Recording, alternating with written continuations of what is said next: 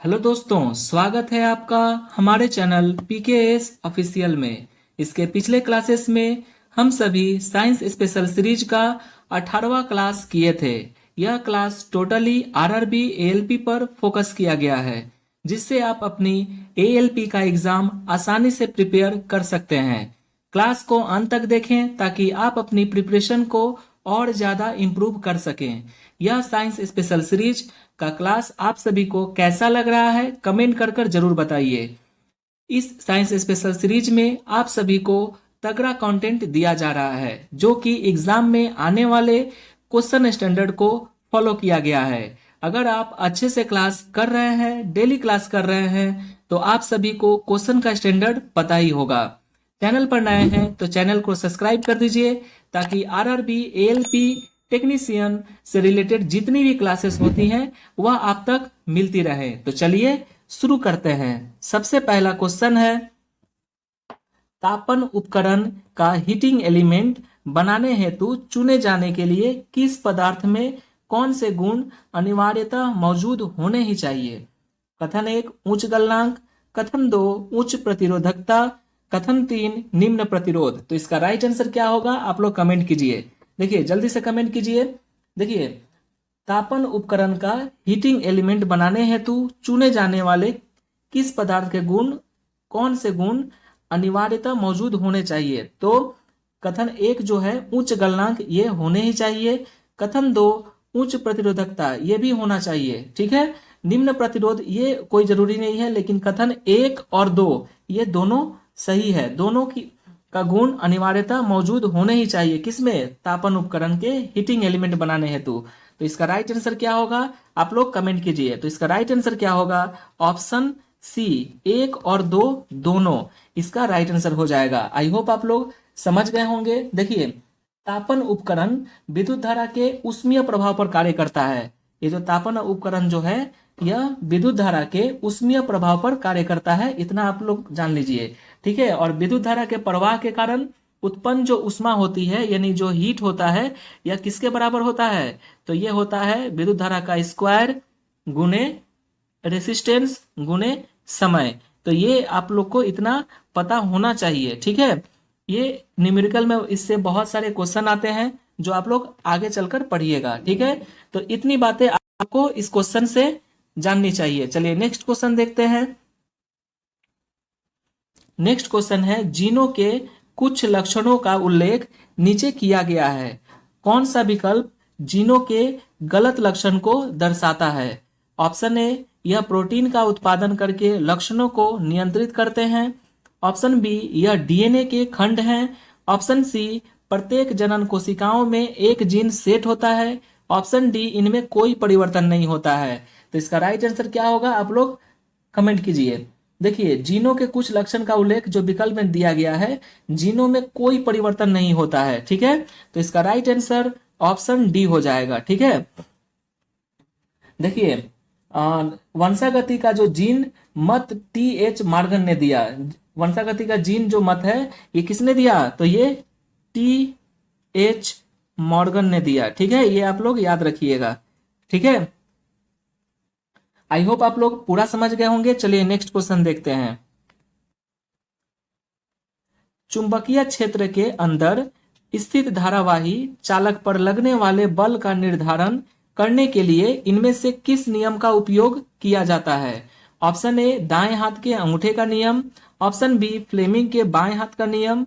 Option C, Maxwell का कर्क screw नियम। ऑप्शन डी, फ्लेमिंग के दाएं हाथ का नियम। तो इसका राइट आंसर क्या होगा, आप लोग कमेंट कीजिए। देखिए, चुंबकीय क्षेत्र के अंदर स्थित जो धारावाही चालक पर लगने वाले बल का निर्धारण करने के लिए फ्लेमिंग के बाएं हाथ का नियम उपयोगी है। क्या? फ्लेमिंग के बाएं हाथ का नियम। तो इसका राइट आंसर ऑप्शन बी हो जाएगा। ठीक है। फ्लेमिंग के बाएं हाथ के नियम के अनुसार, यदि बाएं हाथ का अंगूठा और तर्जनी तथा मध्यमा को इस प्रकार फैलाया जाए कि तीनों एक दूसरे के लंबवत हो।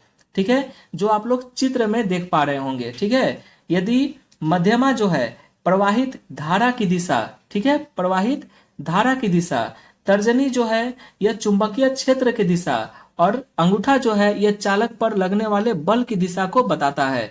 तो फ्लेमिंग के बाएं हाथ के नियम से इतना आप लोग को जानना चाहिए। देखिए फ्लेमिंग के अब जो बाएं हाथ का नियम है यह मोटर के कार्यकारी सिद्धांत का प्रतिपादन करता है। ठीक है, फ्लेमिंग के बाएं हाथ का नियम मोटर के कार्यकारी सिद्धांत का प्रतिपादन करता है। वहीं पर जो फ्लेमिंग के दाएं हाथ का नियम जो है यह प्रेरित विद्युत धारा बल की दिशा को बताता है। ठीक है, याद रखिएगा। और जो दाएं हाथ का नियम है यह किसको करता है, तो यह विद्युत जनित्र का कार्यकारी सिद्धांत देता है। कौन? फ्लेमिंग के दाएं हाथ का नियम। तो इतना आप लोग को पता होना चाहिए। चलिए नेक्स्ट क्वेश्चन देखते हैं। नेक्स्ट क्वेश्चन है, मनुष्य का निम्न में से कौन सा अंग उत्सर्जन अंग के रूप में कार्य नहीं करता है? यहां पर ध्यान दीजिएगा, उत्सर्जन अंग के रूप में कार्य नहीं करता है। ऑप्शन ए फेफड़ा, ऑप्शन बी छोटी आंत, ऑप्शन सी त्वचा, ऑप्शन डी बड़ी आंत। तो इसका राइट आंसर क्या होगा आप लोग कमेंट कीजिए। देखिए मानव की जो छोटी आंत होती है यह अंग उत्सर्जन अंग के रूप में कार्य नहीं करता है। ठीक है, तो इसका राइट आंसर ऑप्शन बी हो जाएगा। ठीक है, देखिए फेफड़ा जो है यह क्या करता है, फेफड़ा तो CO2 को बाहर निकालता है, तो ये एक उत्सर्जी अंग हो गया। ठीक है, उसके बाद क्या, त्वचा जो है, इसे त्वचा से हमारा जो स्वेट यानी पसीना बाहर आता है। ठीक है, नमक जो सोडियम हमारे शरीर में जो सोडियम की मात्रा होती है वह पसीने के माध्यम से बाहर आती है, तो त्वचा भी उत्सर्जन अंग हो गया। बड़ी आंत, बड़ी आंत से क्या होता है, तो जो बड़ी आंत है, ठीक है, तो बड़ी आंत से क्या होता है, तो जो मल होता है वो बाहर निकलता है, गुदा के द्वारा मल त्याग होता है, तो ये बड़ी आंत भी क्या हो जाएगी, उत्सर्जी अंग हो जाएंगी। लेकिन यहाँ पर पूछा है कि उत्सर्जन अंग के रूप में कार्य नहीं करता है कौन, तो ये छोटी आंत हो जाएगा। इसका राइट आंसर ऑप्शन बी हो जाएगा। आई होप आप लोग पूरा समझ गए होंगे। चलिए नेक्स्ट क्वेश्चन देखते हैं। नेक्स्ट क्वेश्चन है, निम्नलिखित में से कौन सी रेखाएं किसी गोलीय दर्पण पर अभिलंब के रूप में कार्य करती हैं? कथन 1, ध्रुव और वक्रता केंद्र को मिलाने वाली रेखा। कथन 2, वक्रता केंद्र और आपतन बिंदु को मिलाने वाली रेखा। कथन 3, फोकस और आपतन बिंदु को मिलाने वाली रेखा। तो इसका राइट आंसर क्या होगा आप लोग कमेंट कीजिए। देखिए चलिए पहले हम लोग चित्र के माध्यम से देख लेते हैं। मान लीजिए ये कोई एक गोलीय दर्पण है। ठीक है, ये मान लीजिए कोई गोलीय दर्पण है, इसके बीचों बीच से ये हो गया आपका सेंटर, इसका ये इसका सेंटर हो गया और ये इसका पोल हो गया। ठीक है, तो इसके जो यहां से गुजरेगी, ठीक है, पॉइंट ऑफ इंडिसेंस कहते हैं। ठीक है, जिसे तो जो निम्न रेखाएं गोलीय दर्पण पर अभिलंब के रूप में कार्य करती है वह हो जाएगा ध्रुव और वक्रता केंद्र को मिलाने वाली रेखा। ध्रुव, पोल, ये जो पोल देख रहे हैं बीच में, ये पोल और ध्रुव जो है ये जो सेंटर है इसको मिलाने वाली रेखा, तो ये राइट हो गया। उसके बाद क्या है, वक्रता केंद्र और आपतन बिंदु को मिलाने वाली रेखा, ये आपतन जो बिंदु है इसको मिलाने वाली रेखा भी क्या हो जाएगा, ये भी राइट आंसर हो जाएगा। और ये 3 नंबर जो है फोकस और आपतन बिंदु को मिलाने वाली रेखा, नहीं, फोकस को नहीं मिलाने वाली रेखा, ये नहीं होगा। ठीक है, तो इसका राइट आंसर क्या होगा, तो इसका राइट आंसर हो जाएगा ऑप्शन 1। ऑप्शन ए इसका राइट आंसर हो जाएगा। 1 और 2 दोनों कथन जो है यह अभिलंब के रूप में कार्य करती है, तो इसका राइट आंसर ऑप्शन ए हो जाएगा। 1 और 2 दोनों। ठीक है, देखिए नेक्स्ट क्वेश्चन है, कार्बन डैश के कारण अस्थाई यौगिक बनाने में सक्षम होता है? ऑप्शन ए अपने छोटे परमाणु आकार, ऑप्शन बी अपने अपरूपों, ऑप्शन सी पी कक्षक की उपस्थिति, ऑप्शन डी अपनी सहसंयोजक बंध बनाने की क्षमता। तो इसका राइट आंसर क्या होगा आप लोग कमेंट कीजिए। देखिए कार्बन अपने छोटे परमाणु आकार के कारण अस्थाई यौगिक बनाने में सक्षम होता है, तो इसका राइट आंसर ऑप्शन ए हो जाएगा। ठीक है, देखिए कार्बन के अनेक प्रकार के यौगिक के निर्माण की क्षमता कई कारणों में पाई जाती है, जैसे इसमें श्रृंखलन यानी जो कैटिनेशन का गुण पाया जाता है, किसमें, तो ये कार्बन में। ठीक है, यह कार्बन के अन्य परमाणुओं से लंबी श्रृंखला, बंध श्रृंखला तथा शाखित श्रृंखला का निर्माण करता है, ये आप लोग याद रखिएगा। ठीक है, और इसमें सहसंयोजक बंधन बनाने की भी गुण पाए जाते हैं, किसमें, कार्बन में सहसंयोजक गुण बनाने की क्या पाई जाती है, ये गुण पाया जाता है। ठीक है, और कार्बन किस ब्लॉक का तत्व है अगर पूछा गया तो कार्बन पी ब्लॉक का तत्व है। ठीक है, ये आप लोग याद रखिएगा, पी ब्लॉक का तत्व कौन है, कार्बन। ठीक है। और इसका जो कार्बन एक से अधिक रूपों में पाया जाता है जिसे हम लोग अपरूप कहते हैं। कार्बन दो प्रकार के पाए जाते हैं, अपरूप होते हैं, एक रवादार एक बेरवादार। ये आप लोग याद रखिएगा। और रवादार में जो हो जाएगा हीरा, ग्रेफाइट, ग्राफीन, फुलरिन, ये हो जाएगा रवादार। और बेरवादार जो होता है इसमें कोयला, चारकोल, कोक आदि ये सब हो जाएंगे। आई होप आप लोग जितनी भी इस क्वेश्चन से आंसर बनने चाहिए आप लोग समझ गए होंगे। चलिए नेक्स्ट क्वेश्चन देखते हैं।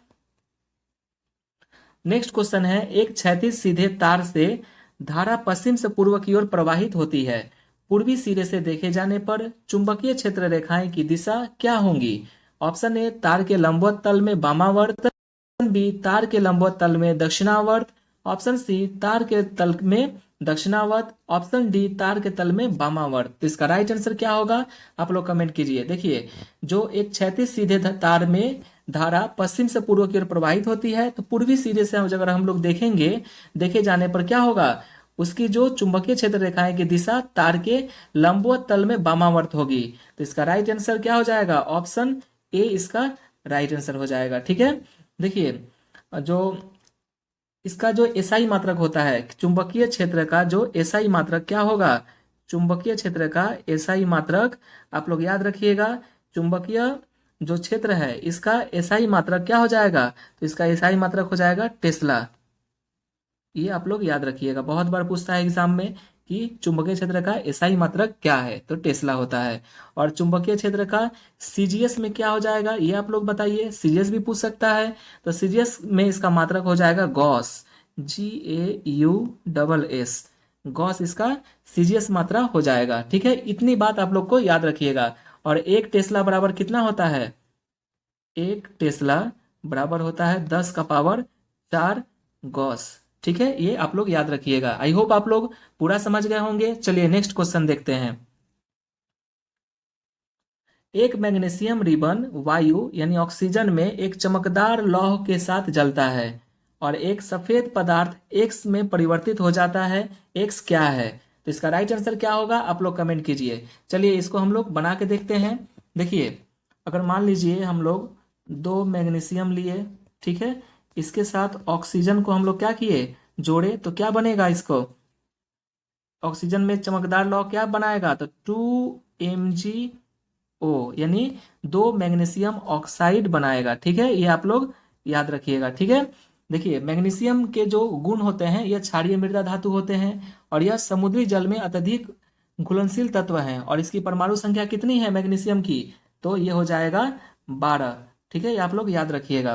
तो इसका राइट आंसर क्या होगा जल्दी से बताइए। देखिए, मैग्नीशियम रिबन वायु यानी ऑक्सीजन में, मैग्नीशियम रिबन वायु ऑक्सीजन में क्या होता है? जलने लगता है तो क्या बनता है? तो एक सफेद पदार्थ का अवक्षेप बनता है जिसे हम लोग मैग्नीशियम ऑक्साइड कहते हैं। तो इसका राइट आंसर ऑप्शन बी हो जाएगा। आई होप आप लोग पूरा समझ गए होंगे। देखिए, 2Mg+O2 ऑक्सीजन के साथ अभिक्रिया करके क्या बनेगा? 2MgO यानी 2 मैग्नीशियम ऑक्साइड बनाएगा। आई होप आप लोग पूरा समझ गए होंगे। चलिए नेक्स्ट क्वेश्चन देखते हैं। नेक्स्ट क्वेश्चन है, निम्नलिखित में से किसकी परमाणु त्रिज्या सबसे बड़ी है? Option A oxygen, option B chlorine, option C fluorine, option D iodine. तो इसका राइट आंसर क्या होगा आप लोग कमेंट कीजिए। जल्दी से इसको कमेंट कीजिए, ये तो बहुत ही इजी क्वेश्चन है। जल्दी बताइए, परमाणु त्रिज्या सबसे बड़ी किसकी होती है? परमाणु त्रिज्या आयोडीन की सबसे बड़ी होती है। तो इसका राइट आंसर ऑप्शन डी हो जाएगा। ठीक है, आयोडीन की परमाणु त्रिज्या सबसे बड़ी होती है। ठीक है। और आवर्त में बाएं से दाएं जाने पर परमाणु जो त्रिज्या है, परमाणु त्रिज्या क्या होती है? परमाणु त्रिज्या का मान घटता है। और वर्ग में ऊपर से नीचे आने पर क्या होगा? परमाणु त्रिज्या का मान बढ़ता है। ठीक है, ये आप लोग याद रखिएगा। चलिए नेक्स्ट क्वेश्चन देखते हैं। नेक्स्ट और ये आखिरी क्वेश्चन है, जैव निम्नकरणीय अपशिष्ट के बड़े पैमाने पर उत्पादन के कुछ प्रभावों का उल्लेख नीचे किया गया है। गलत कथन का चयन कीजिए। ऑप्शन ए मृदा पोषक तत्वों की पुनः पूर्ति, ऑप्शन बी लैंडफिल में भेजे जाने वाली अपशिष्ट की मात्रा बढ़ जाती है, ऑप्शन सी यह मच्छरों के प्रजनन स्थल के रूप में कार्य करता है जिससे बीमारियां फैलती है, ऑप्शन डी दुर्गंध देता है। देखिए, जो जैव निम्नकरणीय है, ठीक है, जैव निम्नकरणीय जो होते हैं क्या होगा? देखिए, पहले हम लोग जान लेते हैं कि जैव निम्नकरणीय क्या है। तो जो जैव निम्नकरणीय है ये अपशिष्ट, ठीक है, यह स्वतः ही पर्यावरण में अपघटित हो जाते हैं।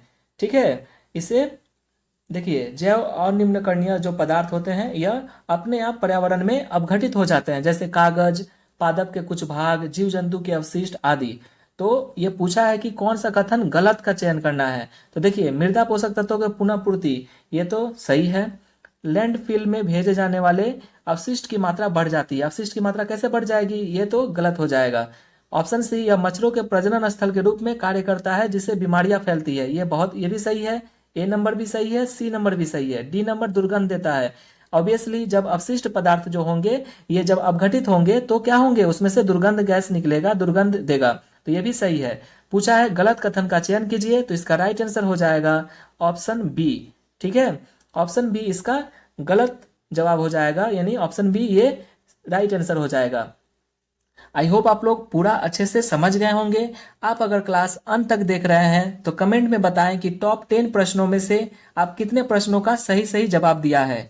अगर कोई भी क्वेश्चन में आपको डाउट है तो कमेंट बॉक्स में कमेंट जरूर करें। मन लगाकर पढ़ाई करें। मिलते हैं नेक्स्ट वीडियो में, तब तक के लिए जय हिंद।